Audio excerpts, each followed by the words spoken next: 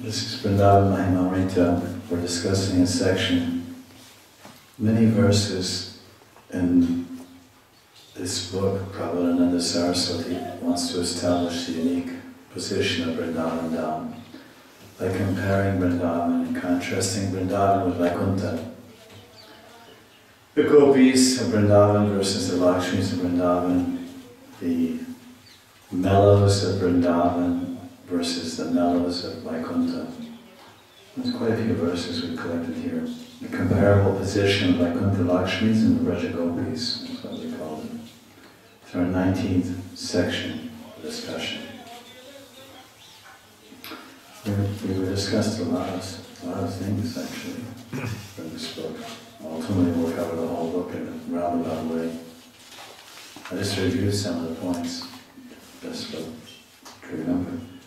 The first section was Nam, Gun and Leela, the glories of Vrindavan, the name of Vrindavan, and then the great glories of Vrindavan, and the Brijvasis, what is their identity, and from the worms to the trees to the devotees. And then this was a Vrndavana Mahimamrta, a collection of Vrindavan's glories. I was discussing about offenders also. Someone offends the devotees of the Dham, what happens to them. We've forgotten all these things, I'm sure. The nature of Kali is like that. We knew that any class could, or whatever, a wonderful class, a week later, we don't remember. So it doesn't matter whether it's a wonderful class or an average class. All classes are forgotten. It makes a nice, but the impression is what stays. And the good class makes a better impression, and that kind of sweeps away a lot of illusions and doubts. So obviously there's a relative importance of different types of classes. Braja Mahima, the glories of the dust of Vrindavan. Braja Trina Pranam, obeisances to the grass of Vrindavan. And Braja Trina Jam Bhavati. The glories of taking birth as a blade of grass in Vrindavan. And then the glories of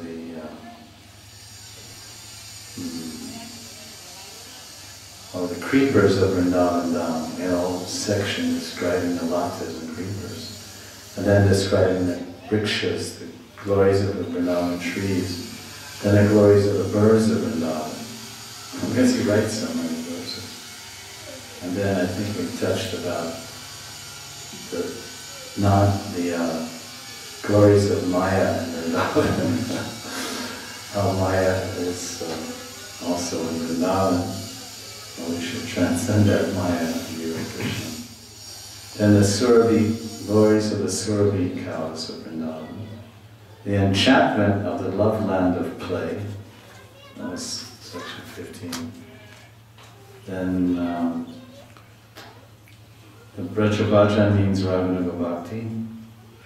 Then the Braja Sakhi Mahima, the glories of the Sakhis of Vrindavan. And the Palidasi Mahima, the glories of Radharani's Mantri maidservants. And now the comparable position of Vaikuntha Lakshmis and Braja Gopis. And there's some of the upcoming Mahimas are Radhanam Mahima and Radha's Mahima. So we're working our way up to the ultimate glory of Vrindavan.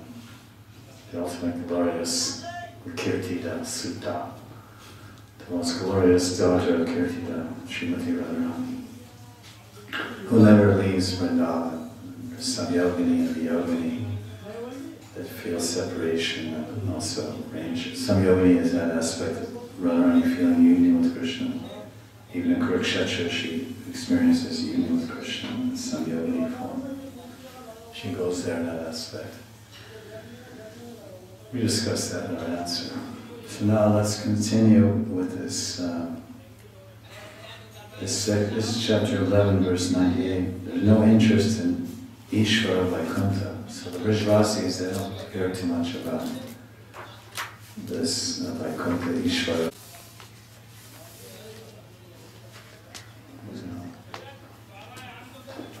Ati madurima saras shudha, Vrndavana rasa lalasa, manasasya nunam apina ruchir, ruchika ishvaraya.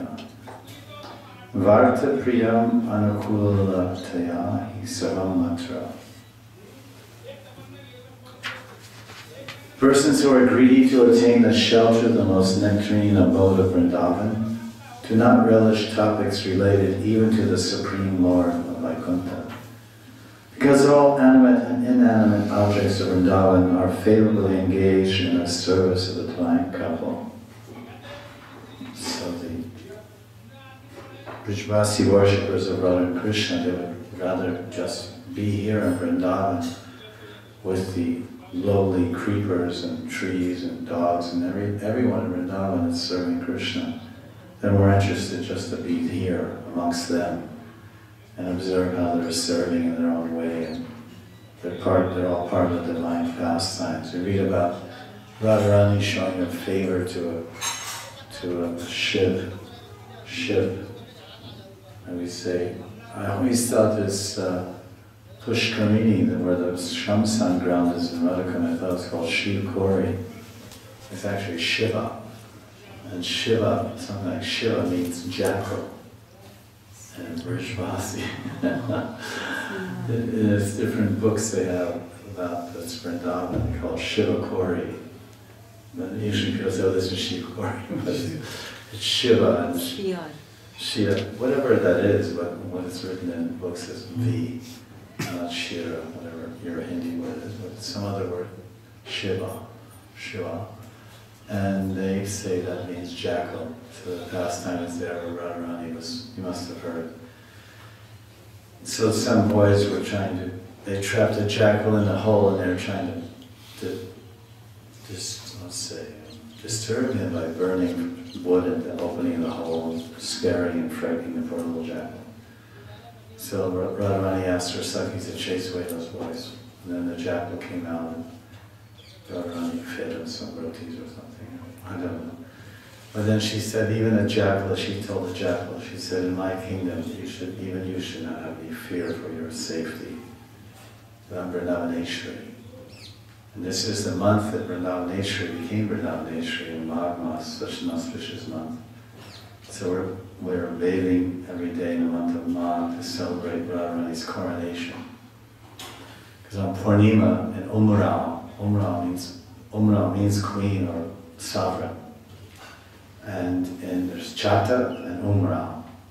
The Chata means the white umbrella that's carried over the head of the king, Chata. So Krishna was crowned as the king of Vrindavan, Chata. And right nearby is Umrao, Umrai, or Umrao, Gao. And then the gopis, not to be outdone, they said, what is this nonsense? Krishna is the Vrindavan Nath, Krishna, he's the Lord, he's the Ishwar Vrindavan. This is incorrect. Totally bogus proposal. Only because we weren't unaware of it, otherwise we would have struck it down and protested it outside the event. So then all the Devis in the whole universe, hardly anyone came to establish Krishna as a king. Just a handful of coward boys. Of course, in Govinda Kund, when Indra, of course, he gave him the name Govinda. And all the demigods came and worshipped Krishna at that time to show the gratitude for saving them from the wrath of Indra, because he's unpredictable. He was frustrated in his attempts to destroy Vrindavan, and he may destroy the universe. Some people are in that mode of self-destruct. If they can't destroy something else, they destroy themselves. So they were just worshipping Krishna along with Indra. So this, on Purnima, Radharani this is described in Madhava Mahotsav. Maghi Purnima, Radharani was crowned Queen of Vrindavan. So this verse is telling that, this translation is saying that if you're greedy to live in Vrindavan, then you should not be interested in Aishwarya Katha, Aishwarya Harikatha. It is all right, it is, but greed, lobha, Vrajavas Lobha, the greed to live in Krishna's holy dham, comes when one makes advancement in bhakti sadhana. In the beginning, we're just greedy. greedy to enjoy this world, and we have to undergo sadhana, Vrndavana Mahimamrta, Vaidhi sadhana. So then, when the heart becomes purified, then we perform bhakti sadhana, we hear about Vrindavan, we visit. And if someone says, would you like to live here? And the person will say, never. But as one advances in bhakti sadhana, proper association, proper application of the principles of devotion, he's actually practicing from the very beginning with an intense desire to attain love of God, bhav. Oftentimes, when people preach, they don't actually establish the sadhya in the beginning. So always you chant Hare Krishna, you'll be happy, you'll be peaceful, it's good for you. But so many things they try to sell the market and sell the concept of bhakti sadhana or chanting, especially nam-bhajan, which is the basis. But really how we were told is that we were asked, what do you want? What is your goal in life? What do you want? And we say love, happiness. Yeah, this is the goal. This is the goal of Krishna consciousness, devotion, bhakti, bhav, prema. And then we were told in the beginning, everything we do should be full of that, and invested with that desire for bhav. This type of Vaidhi sadhana quickly makes him advance, because he's hungry, he's thirsty, he's hankering. He's not just doing some sadhana, well, this is good for me, I should do it. No, I want to attain this sadhya, love of God, and be with all these joyful, blissful people.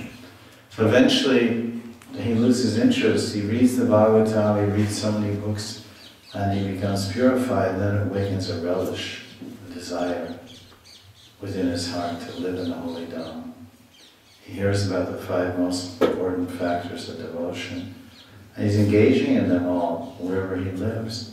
And he starts hankering deep in his heart to live in Vrindavan with Krishna's Vrajavasis, and to visit their places and remember their places of Krishna's Leelas.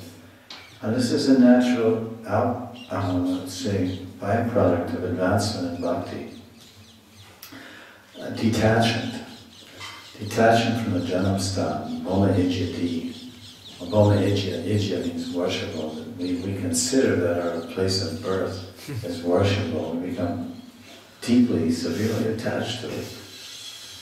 And we can't even conceive, and we make up all kinds of excuses. Oh, I'm not Indian, I need a visa, I have to come and go, and how will I live there, and the climate, and so many things can come up.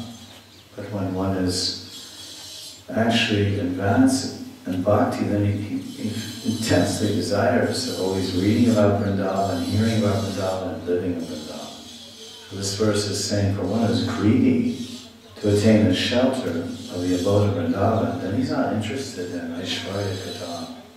He's not interested so much anymore at this juncture of his devotional advancement to hear about Srishti Leela, the creation, or the whole maintenance and arrangement of the material world through the various avatars and forms of the Lord. He becomes greedy to hear and chant about Radha Krishna and Vrindavan, and to live in their holy dham. I see from my own coming to Krishna consciousness and passing my life in sadhana bhakti and vaidhi sadhana and trying to enter into Raghunuga sadhana, how all of a sudden the awareness of Vrindavan comes very early, because you read Krishna book, it talks about a place named Vrindavan, and waterfalls and birds and everything's very attractive, and you finally come here.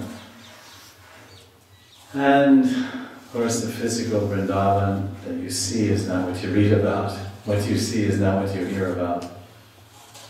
But nevertheless, Vrindavan makes some deep impressions on the purified mind of a jiva. And then it becomes unforgettable. Many people can come and go and say, how did you like? Oh yeah, it's nice. You go back? No. So he's saying here that they're not interested in topics because all the animate and inanimate objects of Vrindavan are favorably engaged in service of divine young couple. This is this translation. We'll see another translation. Each one will take a different idea, and it'll be favorable, because the translators are seeing it a different way. And when we're discussing about Shastra and Rasa Shastra, and the basic essence of the tattva must be in place, but then the angle of vision of the understanding can vary in unlimited ways and shades. Look at these words. Vrindavan rasa balasa manasasya nunam ati madhurima sarashuda. So one can break it down in so many different ways and explain in so many proper points according to the Siddhanta. Madhurima sarashuda. This is the essence of nectar. This Vrindavan itself, just to live here, is the essence of nectar. And someone drinking the nectar of Brajavas, he's appreciating, as he says here, that even the animate and inanimate objects of Vrindavan, he's actually seeing how they're all serving Krishna. This is a revelation. He's actually seeing the consciousness aspect of his environment. How everything in Vrindavan is full of consciousness, and every creature, movable or unmovable, trees, plants, latas, squirrels, birds, dogs, pigs, they're all serving Krishna. And such a vision and such realization is so far beyond Aishwarya Gata, creation. He understands it. That's just by living here in Vrindavan. I want to live in Vrindavan, I want to hear more of Vrindavan and experience more of Vrindavan, going to Leela Stalis and hearing Gata and reading about the Leelas. And this is ultimately the highest experience of knowledge, is to appreciate the non-difference of Bhagavan and his holy Dham. This is a proof of realization of God. That one realizes that Dham is worshipable, equally as worshipable as Krishna. Already Bhagavan Vrajeshitanya, Sri Dham Vrindavanam. The Aradhya, the worshipable Ishtadev, our Lord, is the Lord, Sakshat Hari, but also his Dham is also him. And all the Puranas, they try to help us understand that by various graphic examples. Padma Purana says that, these flowers are Krishna's feet, and these flowers are Krishna's heart, and the Yamuna is his backbone, or whatever they have. All different kinds. It almost sounds like Viratarup description of describing the 12 forests of Vrindavan and different parts of Krishna's body. That being said, then we can only understand what parts of Vrindavan are Radharani's form. So the Radhakund is, as the locals like to present it, it's the very heart of Radharani. If you go to Varsana, they may have a different viewpoint.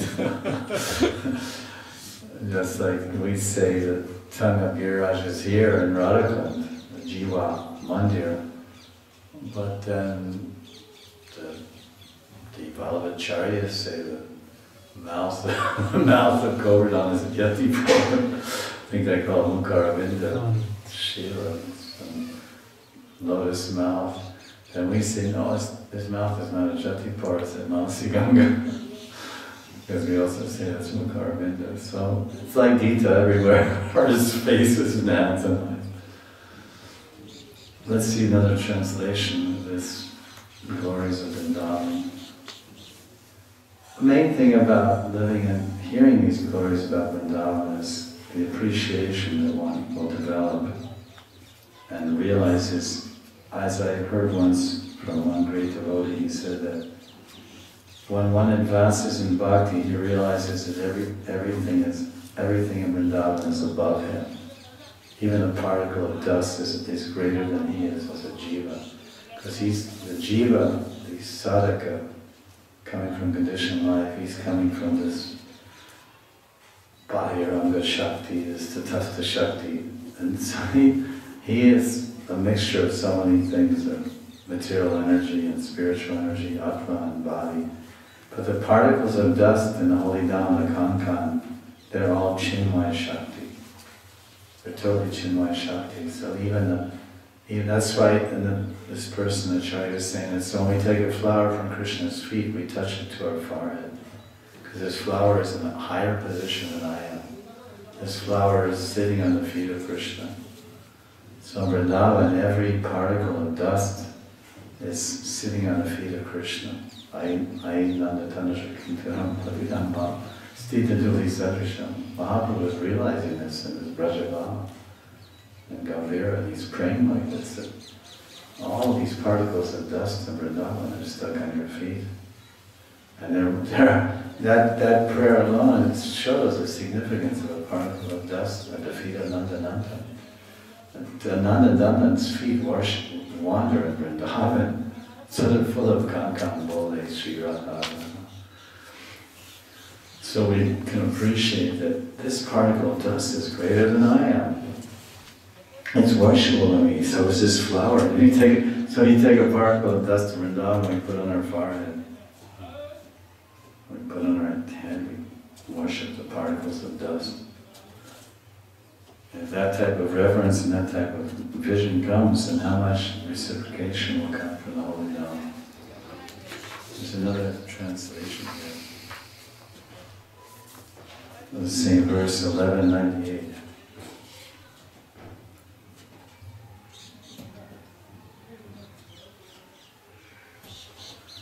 Oh, this is very interesting. For what, here it says, persons who are greedy to attain the shelter of the most nectarine abode of Vrindavan do not relish topics related even to the Supreme Lord Vishnu. Because this whole section is about the comparable position of Vaikuntha and Vrindavan. Why is it like that? Because all the animate and inanimate objects of Vrindavan are favorably engaged in the service of the Vainyam Kalpa.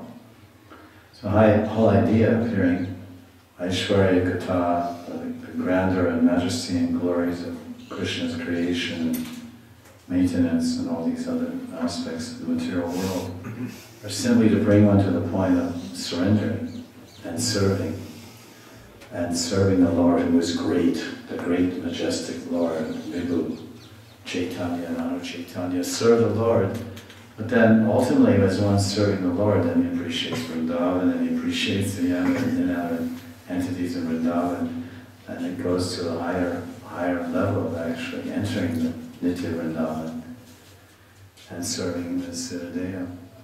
But here it says, for one whose heart yearns to taste the sweet nectar of the most charming and splendid land of Vrindavan, does not everything remind him of the charming Lord?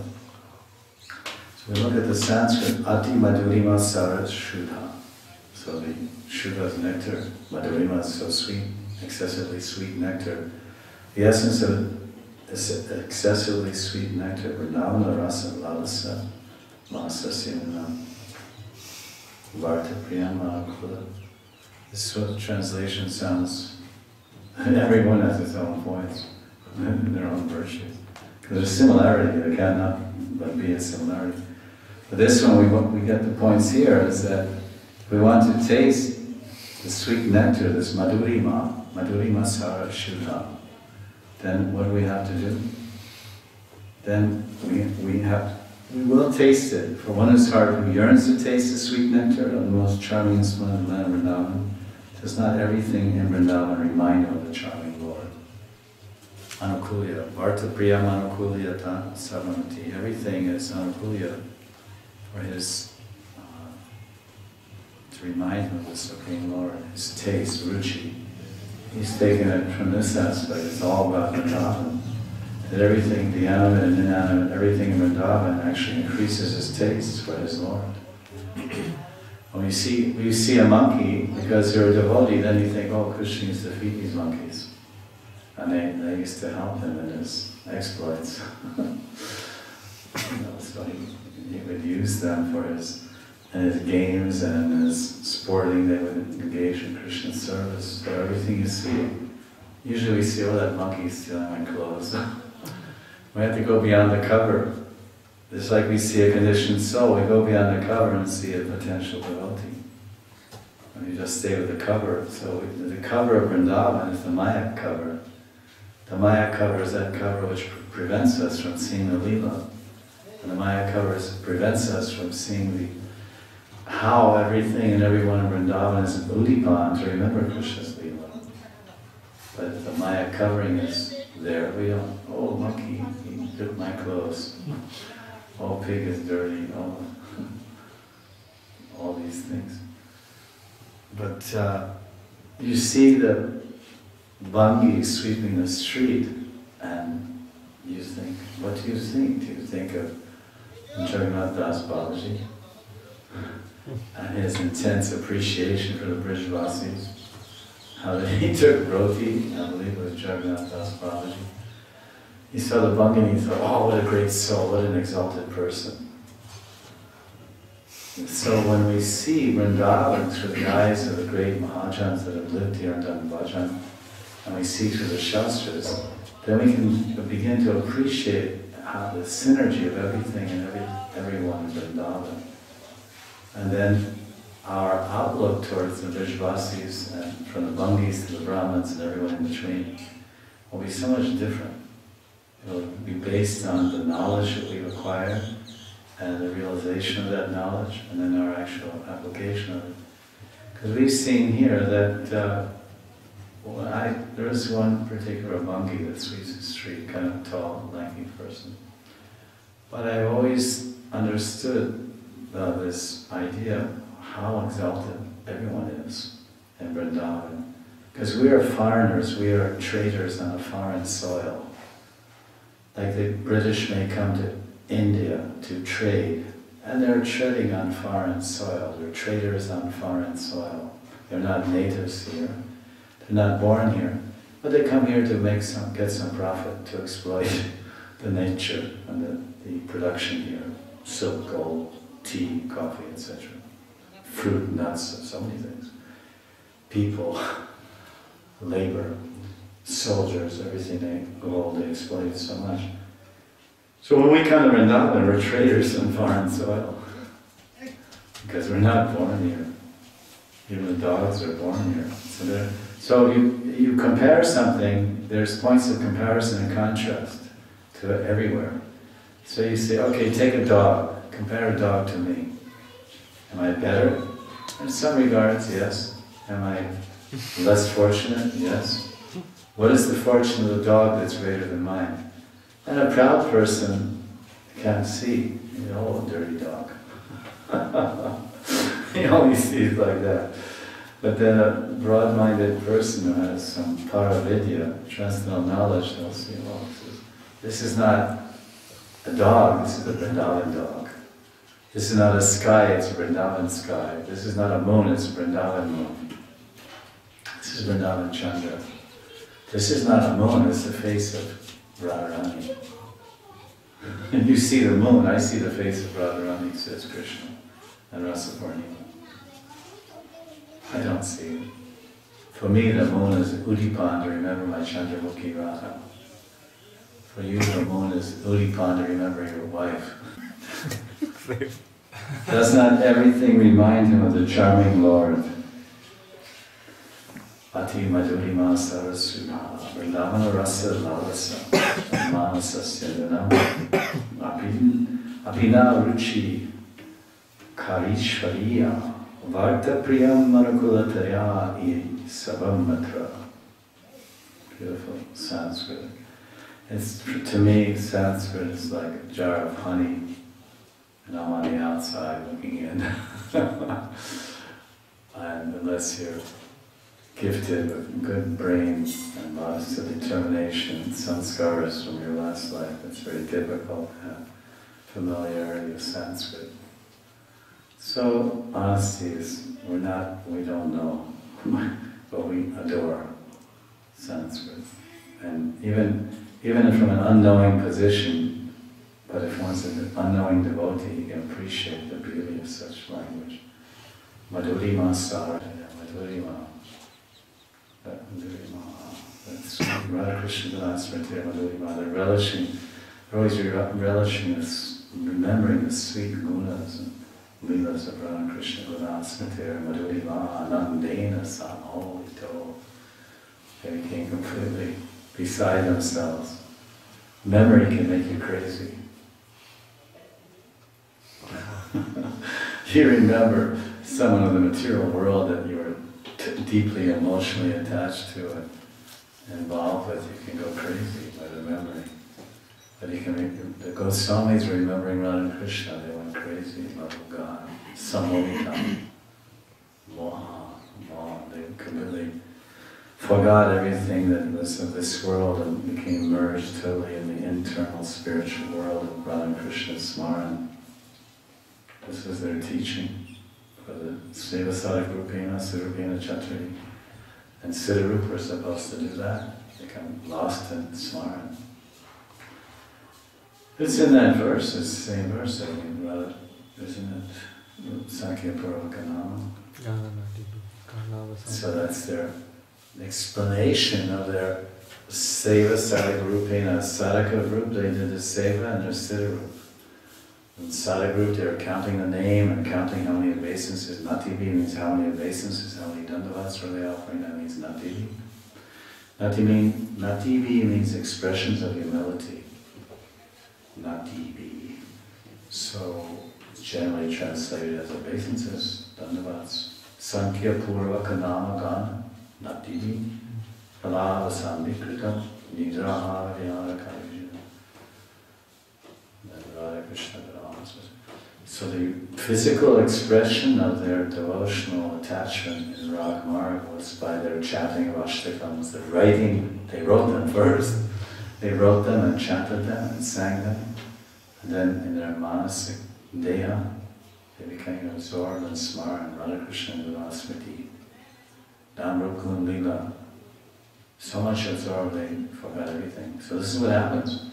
If our Smaran becomes so deep and so focused and so concentrated, then we'll forget everything.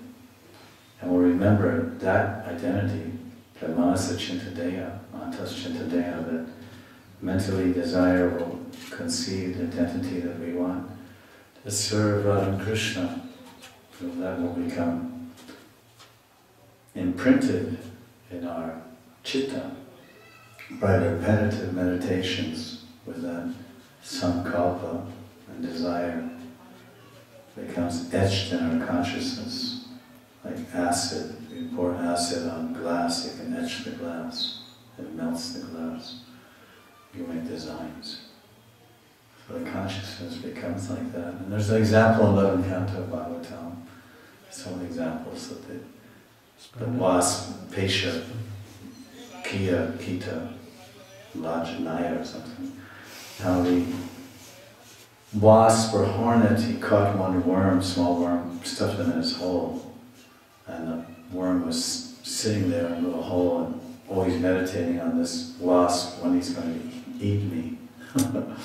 So he's looking at the form and thinking, this is my predator. And then when he left his body, that impression was in his mind deeply, like the last snapshot. Like you have a camera. The last snapshot is the main one. Whenever that last, we used to call them snapshots, and what do you call them now? Pics, what do you call them? Snapshot. So the last one, and that's the one that counts. And generally that's the one that you were snapping your whole life. The one you were snapping your whole life is going to be the one that snap you remember at the last time, last moment. So it's always wife, then you'll think of wife, it's always husband. You'll think of husband. Oh, it's always Krishna, Radha. Then that snap will be seen in the consciousness, in technicolor. And one will go to that divine position by meditating on the divine form of Radha and Krishna. Throughout one's life, then one will attain his own divine form. Man is made in the image of God. Sarup Siddhi, the perfect form. Another verse here on this discussion is chapter 185. It says that that title was No Interest in Ishvara Vaikuntha. 185 is Lakshmi can't relish Vrindavan's conjugal mellows, but Radha's dasis can, the Sakis. 185.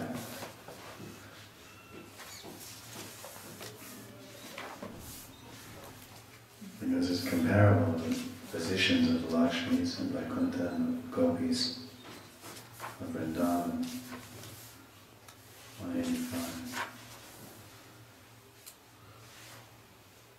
Alakshya Sri Lakshya Apicha Bhagavatya Bhagavata Sada Vakshastaya Madhura Madhura Kechana Rasa Hoya Dashibi Satatam Anubhuyant Urubi Bakaris Tam Radham Vajadaita Vrndavana Vane Radham Vajadaita Vrndavana Vane. Even though Sri Lakshmi Devi, the goddess of fortune, eternally resides in the heart of the Lord, Lakshmi is unable to relish the wonderful sweet mellows of the Lord's exalted pastimes. Alas, my dear friend,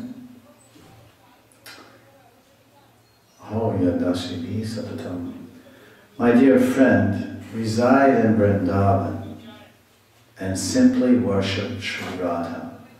For even Radha's maidservants are constantly relishing those sweet mellows of Krishna to their full satisfaction. Radham Bhaja Dayata Vrndavane Vane. So this is again pointing out the relative position of Lakshmi Devi. She's so close to the Lord, she's residing in his heart. It says here, Sada Vakshastaya, she's always resting on his chest, resting in his heart. And she was so impetuous and desirous to enter the rasa dance that she left Vaikuntha to come to avail the austerities. Krishna happened upon her one day and said, it's impossible for you to enter the rasa dance because you're not anugata, you're not following the gopis. Even the great Shrutis, the great personified Shrutis who are living with you at Vaikuntha, and they're waking up your husband every morning, and they're chanting so many Samavedas, so many prayers to awaken your husband. Even they wanted to become gopis, and they had to follow the gopis and perform rigid austerity for thousands of years. So she got the idea of performing rigid austerities and not following the gopis. The sages, they're always meditating on the forms of the gopis, the actual forms. Desiring, intensely desiring, we want to have a gopi form and to serve Krishna in rasa dance. So he said, I can't, you'll never make it, but I'll tell you what I'll do for you. I'll keep you on my chest as a golden line. So then Krishna put a golden rekha, Sona rekha, a golden line on his left side of his chest, represents Lakshmi. And Vishwanath says that when Krishna's in his purport, when Krishna's not with his consorts in Vrindavan, then that golden line takes shape. The golden line comes off his chest and assumes the form of a beautiful consort. So exactly what parakoshta that is, or what compartment of Vrindavan, it's not told, but obviously it's a special compartment, parakoshta, lila parakoshta, is compartments. It's like inside the inside, the inside, the inside. There's Radha. No, there's three Radhas. Three Radhas? Yeah. Some yogini. Acha. I was worshiping Radha and Krishna. Radha and Krishna. Which Radha? I'm worshiping Krishna. Oh, Krishna Bhagavan. Hare Krishna. Are you worshiping Vrndavana Krishna? Or are you worshiping Purna Bhagavan? Or Purnatara or Purnatama? No, I told just Radha Krishna. Are you worshipping Aishwarya Goloka Vrindavan or Madhurya Goloka Vrindavan? Are you in Prakriti or Prakriti or Prakrita? How it got so confusing. They told me chant Hare Krishna, be happy. And I studied, and I learned 10 chapters in the book, and then they said, oh, there's a new edition, there's chapter 11 also. There's chapter 11. And I studied 11 chapters of the book. Then they said, no, now a new edition's come out. That's chapter 12. And then there's 360, there's Radha and Krishna and the Sakis. Oh, that's nice. No, but there's 360 different kinds of Sakis. 360 different kinds of Nayakas. 96 like this, and 12 in this category, and 3 times 3 is 4. That makes 12, that's 96, plus the other Sakis. Oh, right. It's easier to be an atheist. So it's a challenge. Krishna is always one step ahead of your intelligence. As soon as you think you've discriminated sufficiently and accepted him, understood him, and you're surrendered, then he says, oh yeah, boom. Then he manifested newer and more variegated ways. He said, oh Krishna, you nonsense, why you make it so difficult? I just want to love you. When Deva says, all right, then be a gopi. Then throw away all your attachments and just be a gopi. Just chant my name day and night. We have so many attachments, so then you have to go through all these things. All this sambandha, namideya, and prayojana tattva. Tattva is prayojana tattva. What about prayojana? You have to understand all prayojana tattva and realize that. And then, well, what about the goal? Well, I'm so busy with the tattvas, I never realized the goal. This tattva and that tattva, and unlimited tattvas, unlimited depth, and will I ever actually learn to love God? Will I ever actually love God? Express my love for God? This is the question. I'm lost in an ocean of tattvas myself. And I realize the gopis, they know everything, because I know how to love Krishna. That's the ultimate thing to know. If you know everything and you don't know how to love Krishna, then you've lost everything with your tattvas. Hang on to your tattvas. So at this point in the game, all I have is some vague understanding of a handful of tattvas. The tattvas are unlimited. And that's like you study some pranas, and then you find out there's pranas. See, actually there's also upapranas. Upapranas! Yeah, don't you know? There's 137 upapranas. You study the Vedas, there's so many Vedas, there's 4 of this and 2 of that, and you say, no, then there's the Aranyas, and then there's the Brahmanas, and each stage in each part of the forest has his own Aranya. If he's living in this part of the forest, he has the Nidhi Aranya. And this, whatever forest he lives in, Aranya means forest, there's Aranyakas, and they're written by different sages who live in the forest. The realizations of Godhead. We try to read some of these and look at some of these books, and we realize that there's so many things to learn. Bhakti mama vijananti yastasmi tattvataha. Krishna says, I can only be known by devotion. But we have to study for lifetimes to understand what is devotion. And then we practice that devotion for lifetimes, and we finally learn what is surrender. And then we surrender for lifetimes, and we finally realize, what does it mean to love God? And then we try to love God for so many lifetimes, and then we attain love of God. This is the way I kind of perceive the projection here, based on my previous lives dabbling in devotion. I'm sure there's been many lives in the past, maybe more in the future. We can only, as they say, hope for the best. Cross your fingers and keep chanting. Keep going forward, that's the main thing. We want to finish our business in one life, in all stages, and sadhus will encourage us to do the same. And everyone should endeavor in such a way that everything is finished. But it's easier said than done, because the extent of our prarabdha karma, which is still haunting us, all the way, even the fragrance of our prarabdha sticks with us to the prema. It's a very sticky thing. This prarabdha karma is very sticky.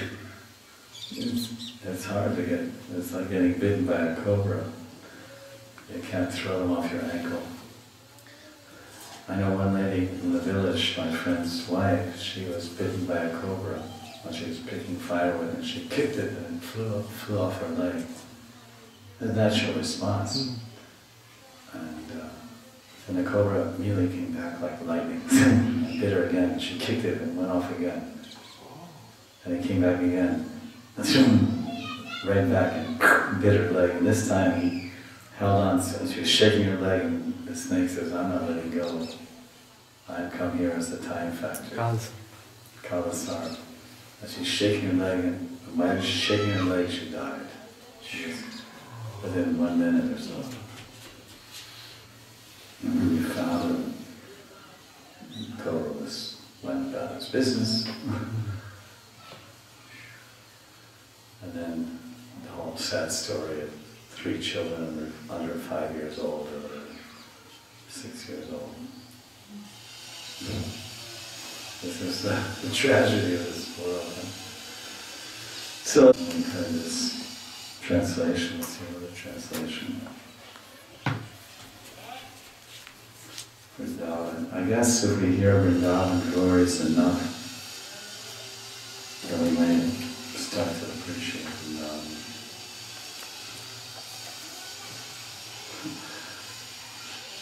This is another translation of 185.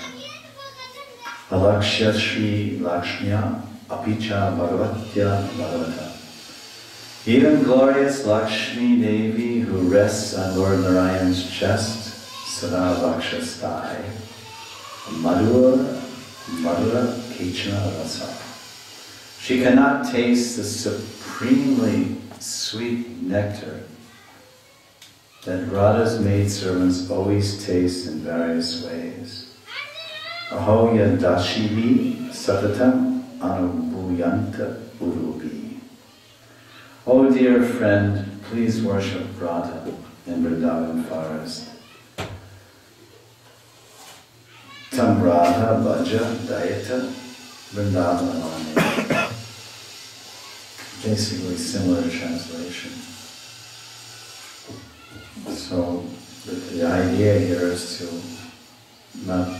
understand the actual sweetness of Radha and Krishna, because generally when one approaches God, they approach God from the grand aspect. Lakshmi Narayan, temples of Lakshmi Narayan are so prevalent in India, in the worship of Lord Narayan, and everyone knows about Lakshmi Devi, very popular goddess. Durga, Lakshmi and Saraswati. Radha is not very much known. Mysterious goddess Radha. But we see from these books like Vrndavana Mahimamrta how glorious is the position of Radha. Even Lakshmi is hankering to be Radha-like, but she has some ego, some abhiman, being Lakshmi. She's a Brahmani, born from the ocean, and she thinks, how can I make cow dung patties, and how can I milk cows, all these things. So this is a nice reminder. Just worship Radha in the forest of Vrindavan. Even Lakshmi Devi, it's amazing. She's a goddess, she's a queen of Vaikuntha, God's consort, the Creator's consort.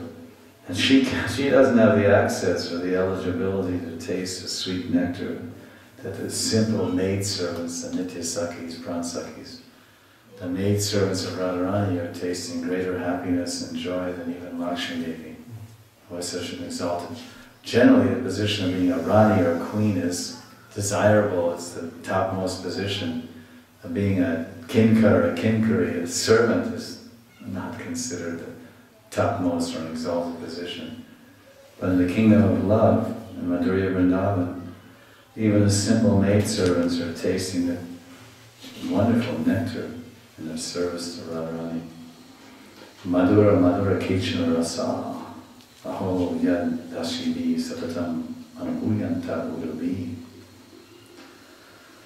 So Lakshmi, she's really unfortunate, and for some reason or other, Vrndavana, this Vrndavana Mahimamrta, Prabhupada Saraswati, wants to repeatedly remind us of, because it's interesting, because if you read all through the Vedas, oftentimes they're glorifying Narayana and Lakshmi and Vishnu.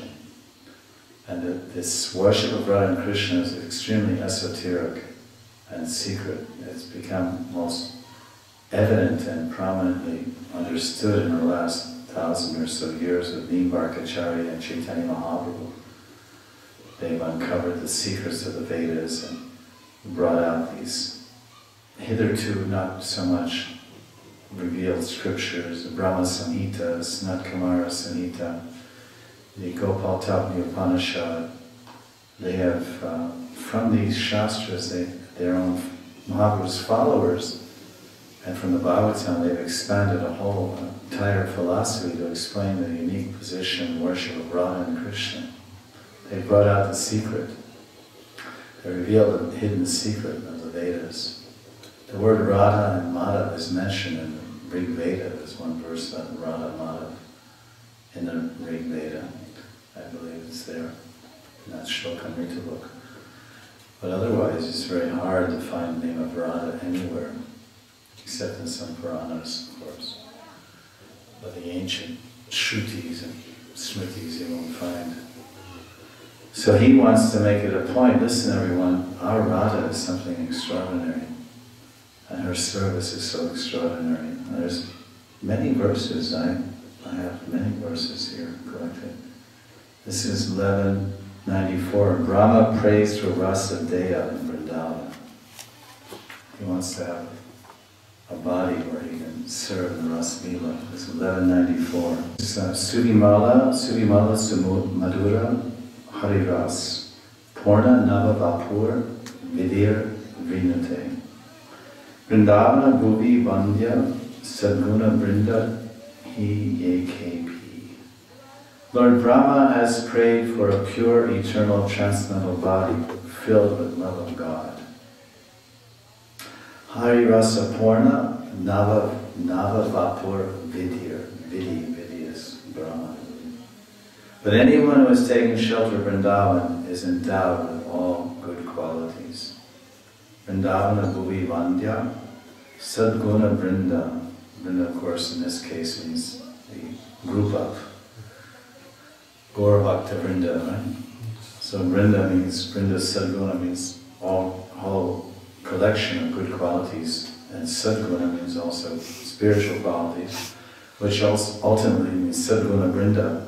What is Sadguna? Sadguna means the Ekadash Mahav. These are the 11 qualities, the Sadgun. The Sadguna means the eternal qualities of the, it says here, Navavapur, porn, Hari Rasa Navavapur. Vapur, of course, means body, Nava means a Navasaki, or a new, a spiritual body which is full of Hari Rasa Purna, Nava Vapur. Sadguna Vrinda. So this Vrindavan Bhuvi Vandya, like Vandeham. By worshipping the land of Vrindavan, one will also attain all these qualities, Sadguna Vrinda. He will get what Brahma is praying for. Brahma is praying for this, according to this translation. Suvimala Samudra Madhura Harirasa. He prayed for a eternal, pure, transcendental body filled with love of God. But on Brahma, on one side, Brahma is praying for it, so we're trying to show the comparison of comparable position of Vrindavan and the gopis and Lakshmi, and Vrindavan and Vaikuntha, Vrindavan and even the demigods, Brahma. So this is the power of Vrindavan. Vrindavan is Guru. I remember once I met one professor, and he wrote, Professor David Haberman. I met him once in the Shodastan, Vrindavan Research Institute. I was staying there for 6 or 8 months. They gave me a room there, the director. And he came and he said, I saw this book, Appreciating Vrindavan, and I heard that you knew Sanskrit and Hindi. I wanted to meet you. I said, no, I don't know any Sanskrit or Hindi. I just collected some quotes here. And he said, because he himself is quite a learned person, Professor David Haberman from America. He's written some books about Krishna. He translated The Nectar of Devotion into English also, verse by verse. You can see that book is there. Must be hard. And I met him, and he said he keeps a room in Radharaman Temple.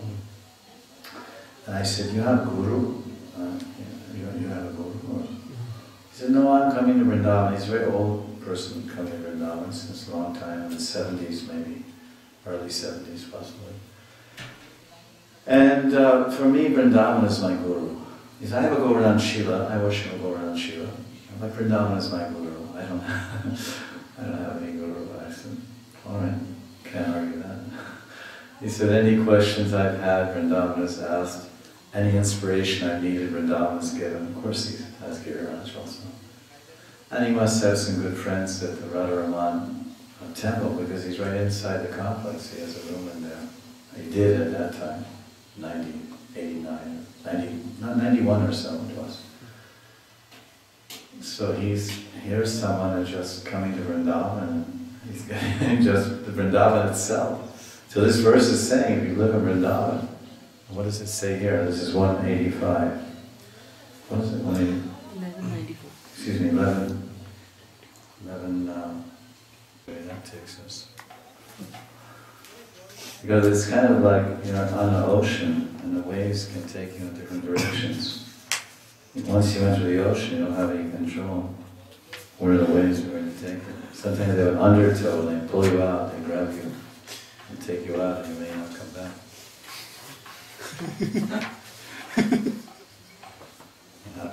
I almost didn't come back myself before. The demigod Brahma prayed to be born in Vrindavan in a new body filled with the nectar of love for splendid and charming Lord Hari. Whoever resides in Vrindavan is worshipable and filled with transcendental good qualities. Yeah, Vandya. Vrindavan, Bhuvi means Vrindavan, Brajbhumi. Vandya, worshipable. Sadguna Vrinda. He has all transcendental. Sad means sat, transcendental qualities.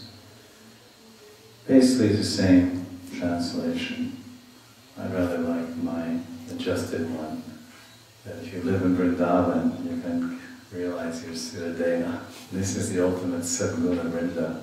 Vrinda means a collection. So Ekadash Bhav means a collection of 11 qualities of Siddhadena. Nam, complexion, invasion, particular mood in Parakashta, and your Yuteshwari, your age, and your Seva, Nitya Seva, and your Seva Kunj.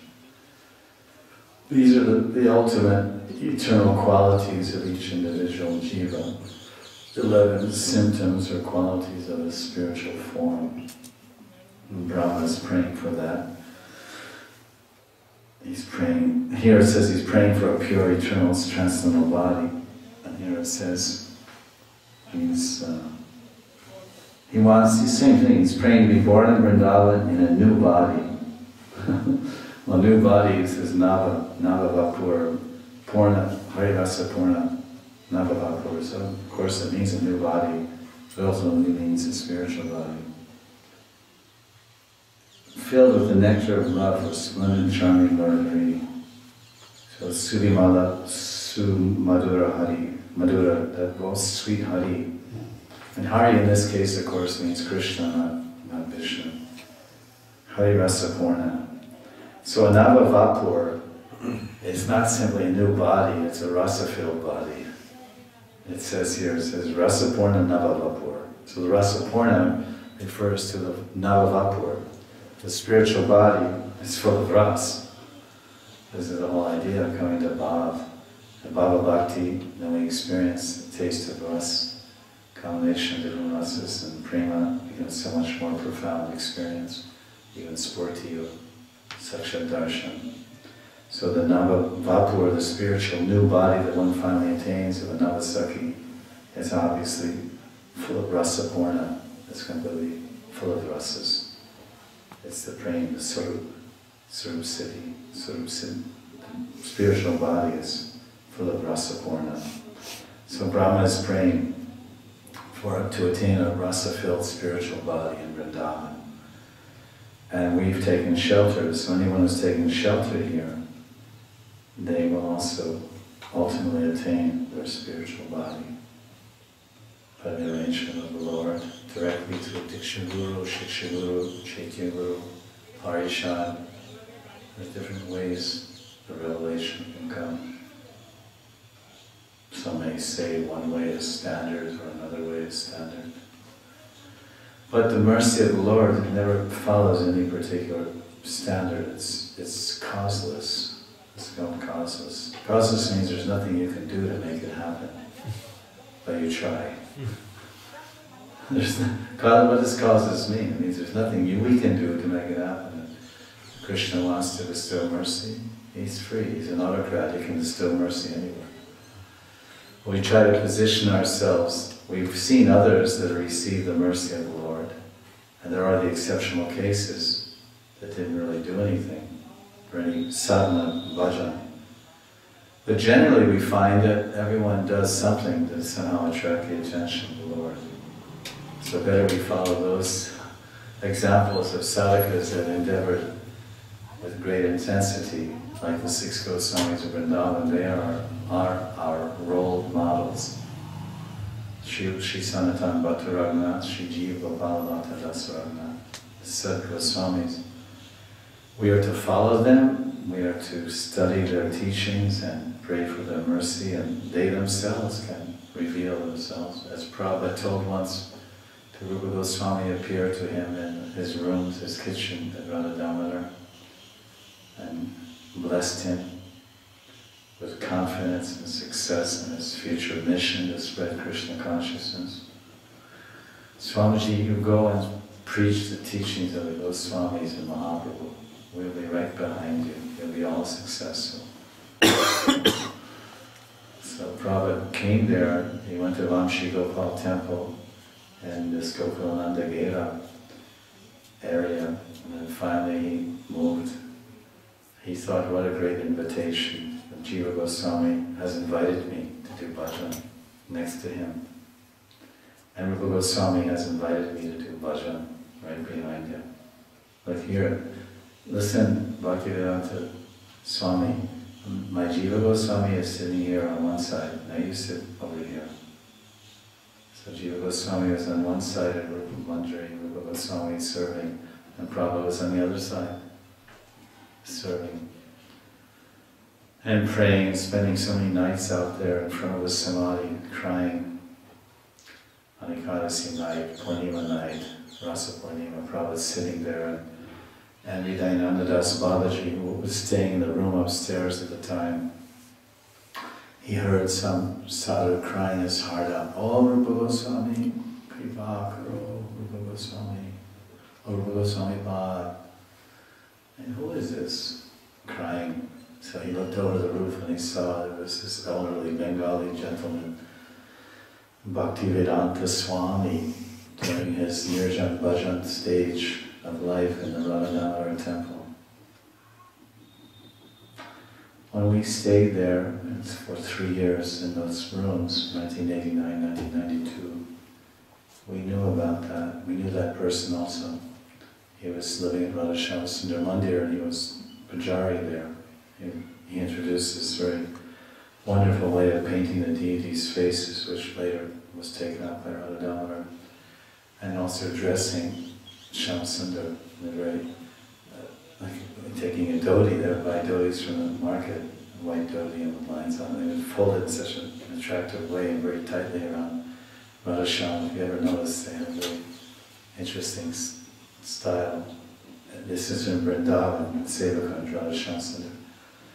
So he was very expert in this Shrinkar, and later he moved, and now he's settled up in Vrndavana temple again. So he was a witness of Prabhupada's crying for the mercy in the courtyard. So I said I used to go there also. He told me I used to sit there in front of Rupa Goswami's samadhi, but I can't cry.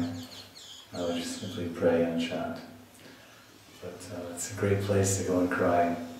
Many great sadhus have gone there, and even I've heard lectures from others, other missions, given there, where they say this is such a powerful place, the samadhi of Rupa Goswami and Jiva Goswami. And many great saints and Brahmins have gone there and prayed and done Puruscharan and chanted so many astakams and lakhs of Gopal mantra right in front. Even when I was staying there for 3 years, many Brahmins, Goswamis would come there that were aspiring prachariks of Saptaha, prachariks, and they would go there every day for hours And I asked the Mahanidhi, I said, what are they doing? He said, this is part of the Purusharana or something. They're chanting so many lakhs of mantras here. Because they heard from so-and-so that he attained siddhi by doing this, and they want to do this. And it's a very mystical place, Vrndavana. Very amazing places. So we'll read another verse. I think there's time for another verse. This is Brahma, Shiva, and the demigods. They can't give what Vrindavan can give. That's a nice title. Brahma, Shiva, the demigods. They can't give. So the next question is, what does Vrindavan give? I'm here. Where is it? I want it. So this is text 1265. If you wish to... let's read the Sanskrit here. Let's say try it. Vibrate it. Become purified by worshipping the Sanskrit. This is 1265. Yadyaktam ichasi mahapanavam pumartam naivaktam ichasi parishramam alpakam cha Vrindavanam jat iti tat priyayahi yahi mayahi lambita bhayam hi vidisha mukyan. If you desire to achieve the ultimate goal of life and at the same time do not want to work hard for it. Now that sounds like an interesting opener here, but this salesman has really whetted my appetite here. Are you interested to achieve the ultimate goal of life? Yes. And you don't want to work very hard for it, right? Yes. Then I've got something for you. Then, dear friend, quickly go to Vrindavan. Don't bother. Don't waste your time to go to personalities like Brahma or Shiva. Forget it. For they themselves are fearful and bestowers of insignificant fruits. That's quite a wonderful translation. I hardly want to read any other one, but let's see what the other one says. If you wish to attain the supreme goal of life, and you do not wish to suffer the slightest pain to get it, then, dear friend, go at once to Vrindavan, it says here. Go. Do not go to Brahma, Shiva, and other frightened demigods. It's a fact, they get frightened. When Vrikasura was chasing Shiva, he wasn't too happy. Because Vrikasura was going to give him a split personality. And Durga wouldn't have appreciated two halves of her husband. So Gopal, Krishna intervened and saved the day, as usual. And Brahma, he gets himself in lots of trouble, giving benedictions to Hiranyakashipu and other interesting characters. And then, what to speak of stealing cows and boys, and he does a lot of mistakes. And so he has to get reprimanded by the Lord. It says that, it's interesting that there's this debate sometimes in scholars, they say, who's more favorable? Krishna is more favorable to whom, Shiva or Brahma? So and then question mark. And then the answer they give is Krishna is more favorable to Shiva. Because if you read throughout, say, based on Srimad Bhagavatam, 10th canto, if you read the pastimes of Brahma getting in trouble and goofing up, and then Krishna is not very happy with Brahma. And he's so unhappy with him that when Brahma comes and offers prayers in Brahma Stuti in chapter 14, Krishna doesn't even look at him, doesn't speak to him, he said, he listens patiently. Okay, very good. Nice, bye. He doesn't pay any attention to Brahma. And earlier in the 7th canto of Bhagavatam, and Hiranyakashipu got benedicted by Brahma, then Sringadeva, of course, vanquished him. But Brahma was so frightened, and Sringadeva didn't pay any attention to it at all. And every pastime where Krishna's dealing with Shiva, in the 10th canto, there's lots of them.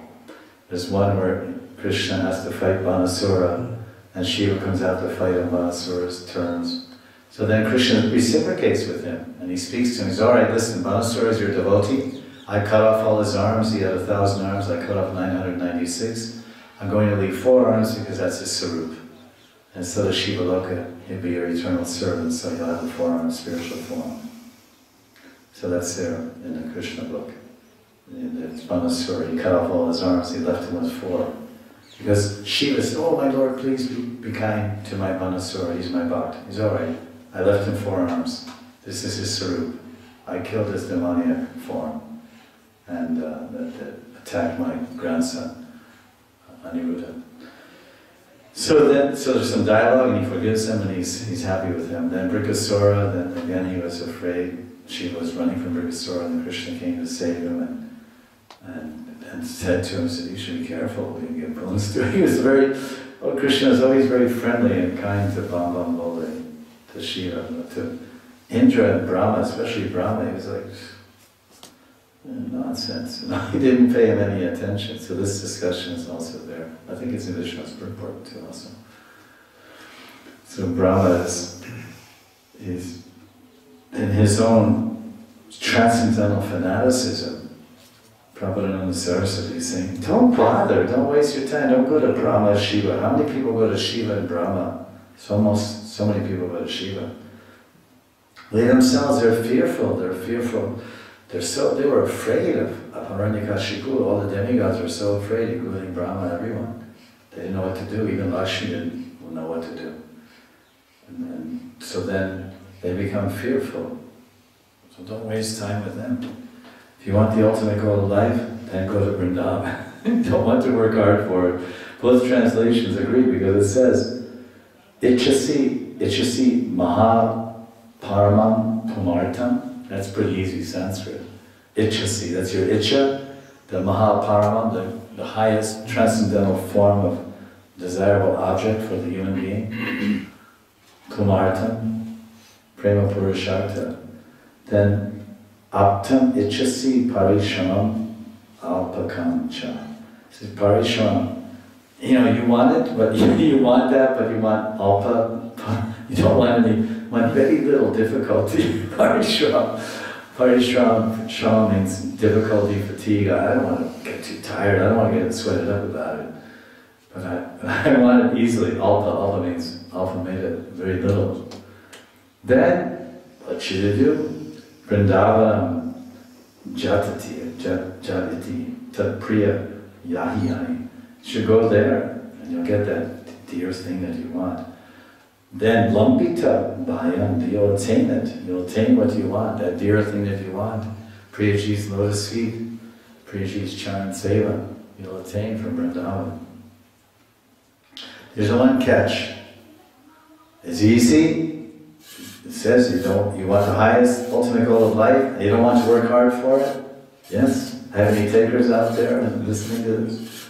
You want the highest, topmost goal of life, Krishna prema, and you don't want to work hard for it? Come on down to Vrndavana. Come on down to Vrndavana and spend your holidays here, and spend your everydays here, and stay in Vrndavana. Oh, then what happens to our temples? That you can figure out. Move your temple to Vrndavana. And some people do that. But we're just going with the thread of the discussion. We're not trying to create volcanic revolutions.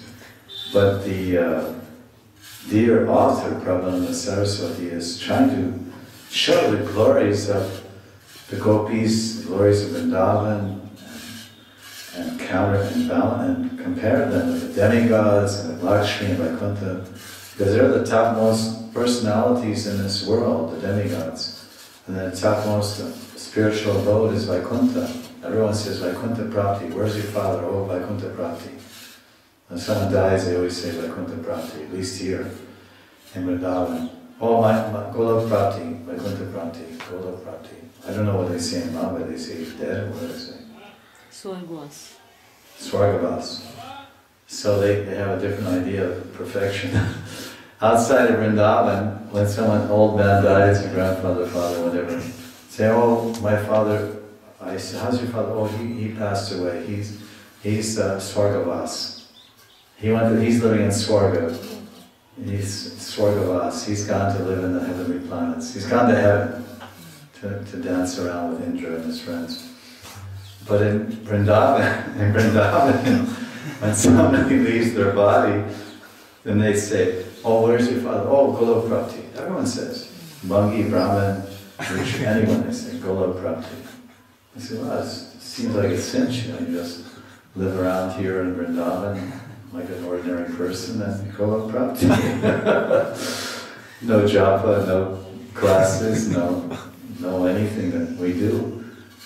But somehow that's their good fortune that they can just pass their days here. But the catch is, we have to live in Vrindavan without offending the very personality that's giving all, the very personality, Vrindatavi, or Vrindadevi, or Vrindavan, the mother of this forest of Vrindavan. This Vrindavan is Krishna, Vrindavan is Radha. The terra firma of Vrindavan is Krishna. And to remind us, he sprinkles his footprints all over the place, and Radharani and Sakhi's footprints are sprinkled all over the place. Is the foot any different than the body? The foot is part of your body. So Krishna's footprints and Radha's footprints are scattered around the earth of Vrindavan to remind everybody, this Vrindavan is me. This is not my footprint in the land of Vrindavan. This footprint is to show you that this Vrindavan is me. People think, oh, this is a Charan Pahari. This is Krishna's footprint in a rock in Kamyavan, or in outside of Nandaganj. Maybe that's also Kamyavan at that port by Vrindakund. So people say, oh, this is Krishna's footprint. No, the land of Krishna is Krishna's body, and this footprint is to remind us and to remind us of that fact that this whole, not only is this his footprint, but every part of his signature is everywhere. His body is everywhere. So the catch about living in Vrindavan and getting the blessings of Vrindavan, which means the blessings around Krishna, perfection easily attained, siddhadeha easily realized, prema easily acquired, darshan easily seen, is not to offend Vrindavan, or anyone in Vrindavan, or anyone visiting Vrindavan. Plus, three-way offenses. So Vrindavan means everything and anything in Vrindavan. That's the hard part. Because we are like abodes of offenses, and Vrindavan is the abode of love. We are reservoirs of envy, and Vrindavan is a reservoir of love. We are abodes of offenses, and Vrindavan is a reservoir of forgiveness. And we are abodes of envy, and Vrindavan is an abode of love. So there's kind of a contrast. But if we can somehow keep trying to live in such a transparent, non-offensive way, that's why they say it's not so good to live in Vrindavan as a neophyte. The general description of Vrindavan amongst the Sadhu Samaj and Gaudiya Rajasabha, Vaishnava Rajasabha, Gaudiya Vaishnava Rajasabha, is that Vrindavan is siddhastali. It's a sthana, it's a place for siddhas to relish. And Navadvip is the Vrindavan to live in. It's called Sadhana Bhumi, Navadvip. So somehow if one finds himself in Vrindavan by the mercy of Sri Guru and Gauranga, Nitai, of course, Nityananda, then he must, unless he's siddha, which is not so many of those siddhas, then he must have a tight connection with Chaitanya Mahaprabhu. And that way the Audarya creep of Navadvip will be showering on his head because he's always connected with the Audarya Dham, Audarya Nam, Root, Guna, and Leela of Mahaprabhu, and his parikaras and his pastimes in Vrindavan. And that's why you find most Gaudiya Vaishnavas living in Vrindavan, they regularly give classes on Chaitanya Charitamrita or Chaitanya Bhagavat, Chaitanya Mangal, they do occasionally.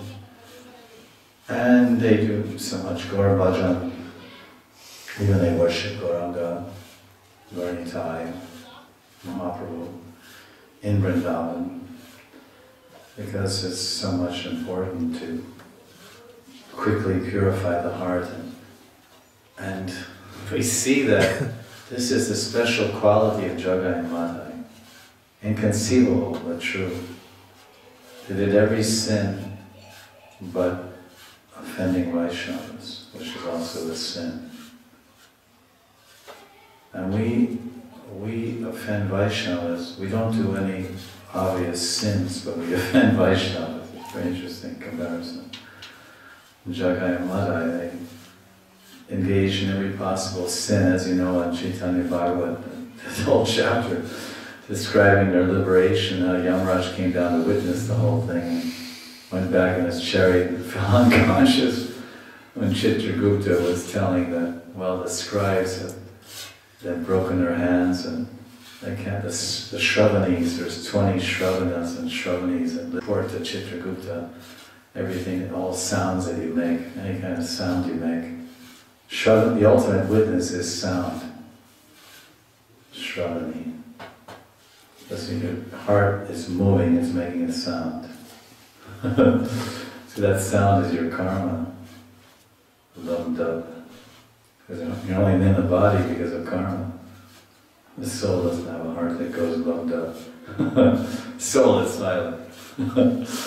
So as long as that heart is beating, then there's sound, and so wherever you are, your heart is, and you may be whispering something or making some unintelligible sounds, a scream, a cry, a whimper, a whine, a sigh, breathing. So that's how we get caught. We get recorded. Everything is recorded by the Shravanis and Shravanas.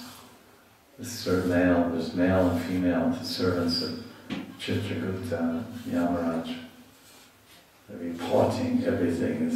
Here's today's report, Yamaraj. 6 o'clock news report from the Jivas. Oh my God, it's been an amazing day down there. He tunes into the news show and the Shravanis come back every day and tell them the news about the Jivas. So this Jagai Madhai, they had so many record books, it was just like one of these Indian government offices with all these record books piled to the ceiling. And mice have eaten all the corners, but somehow they're able to find your records from 20 years ago. They can find something in there. It's amazing. I've been in these offices in Delhi. I was applying for citizenship. Unbelievable, stacked to the ceiling, all crooked and hanging this way, that way. If you sneeze, all come toppling down. That's amazing. So they threw everything away because they didn't offend Vaishnavas. They got the mercy of the Lord.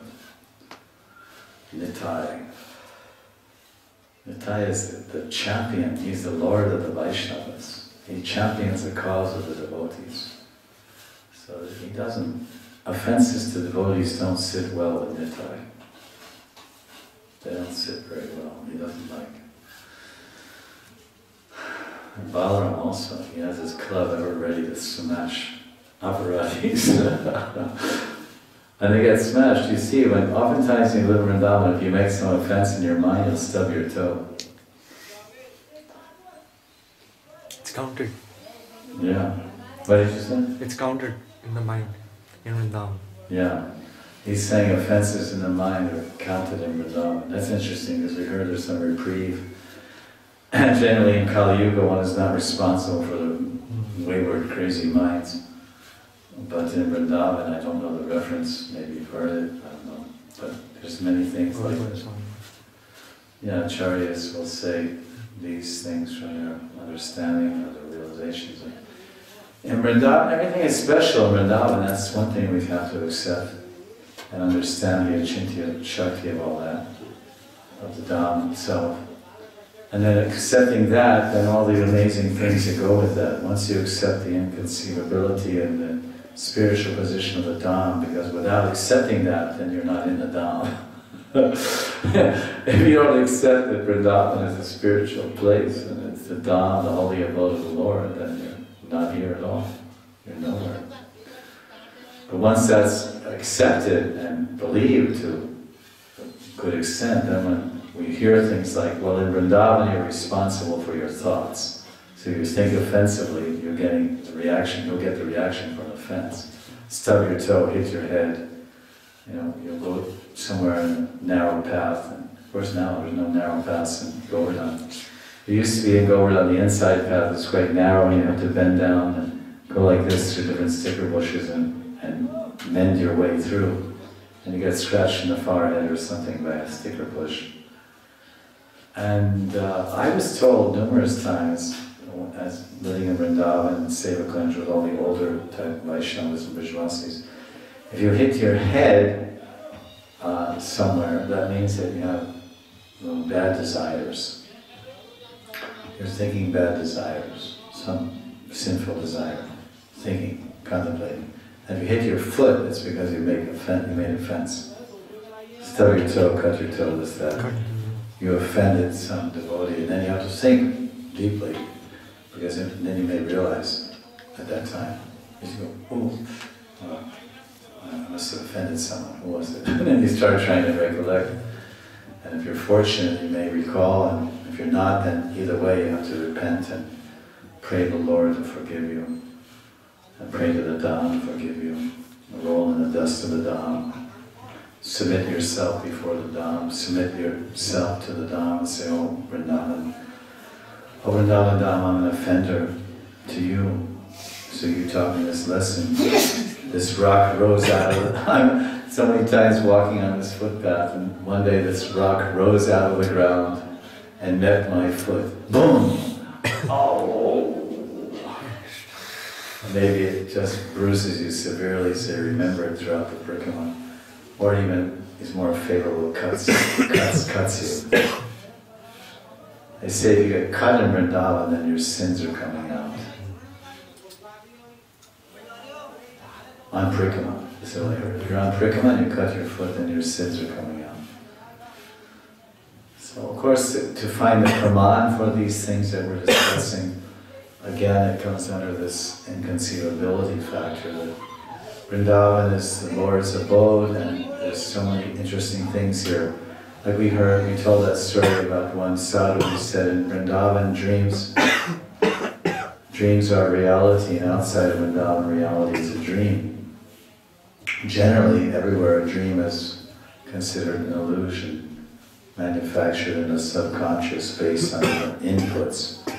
You see some gold and you see a mountain, and then you're looking at some magazine on the airplane, and there's some advertisement for gold or something like that, just that. And then you're looking out the window and you're seeing the Alps, Swiss Alps, and you fall asleep. Then you dream of a mountain of gold. You put the two objects together. Because in the dreamland you can combine things from the present, the past, all kinds of amazing manufacturing there. So in Vrindavan, dreams are reality. So there's something extraordinary. Fools rush in where angels dare not.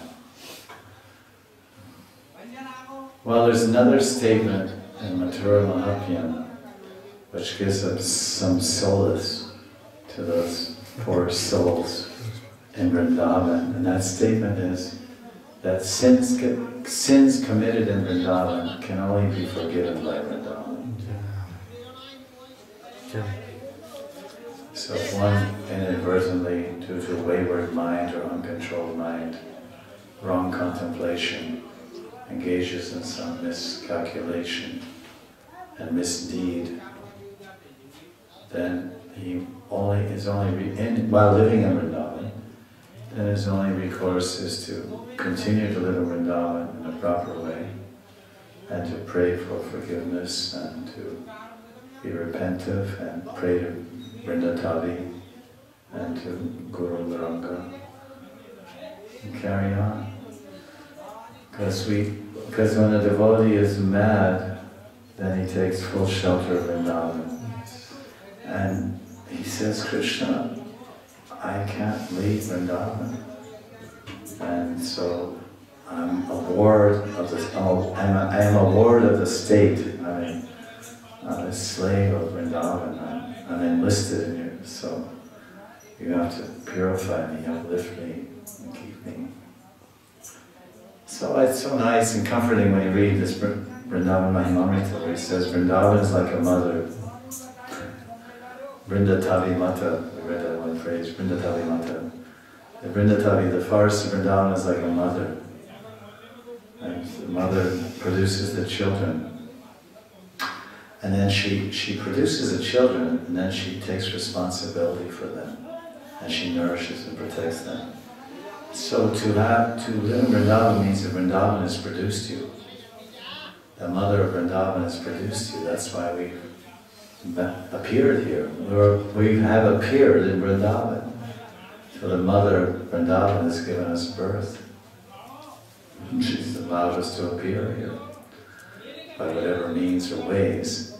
But ultimately the mother gives the birth, which means the appearance. She arranges for the appearance. So Mother Vrindavan has arranged for us to appear here in her land of Vrindavan.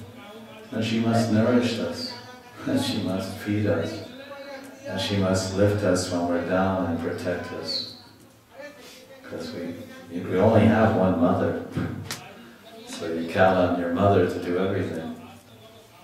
She gives birth, she raises you, she nourishes you, she protects you, she corrects you, she uplifts you, she comforts you, provides for you, teaches you. So Vrindavan is not anything less than that. As Prabhupada Saraswati said, Vrindavan is like a mother. And one that lives in Vrindavan can never understand how a devotee can live anywhere else with Vrindavan. How is it possible? Your lover lives in Vrindavan. Vrindavan is your lover, and your lover is Vrindavan. And the goal of your life is to love Krishna and Vrindavan. So, well, where's the question of living? The only question of living elsewhere is if you don't have the facility or arrangement to live in Vrindavan. But I saw in my own group of friends that every single friend I had, married or unmarried, they all had the facility and ability to live in Vrindavan. Krishna had arranged that for them, but they weren't sufficiently advanced.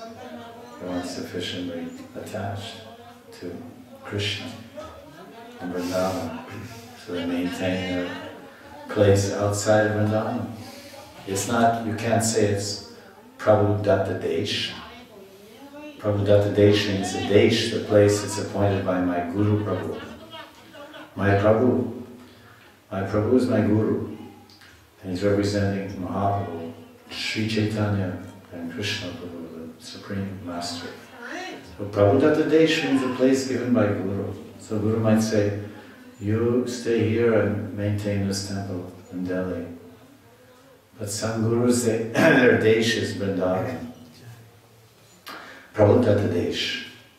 So the Guru says, I'm giving you Vrindavan.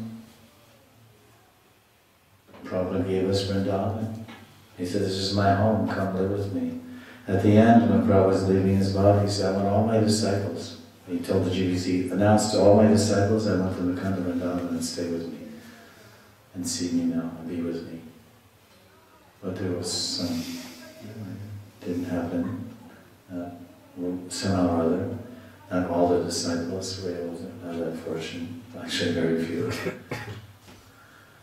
But Prabhupada's idea was, come stay with me in Vrindavan as I'm leaving the body, and eventually follow me, stay in Vrindavan.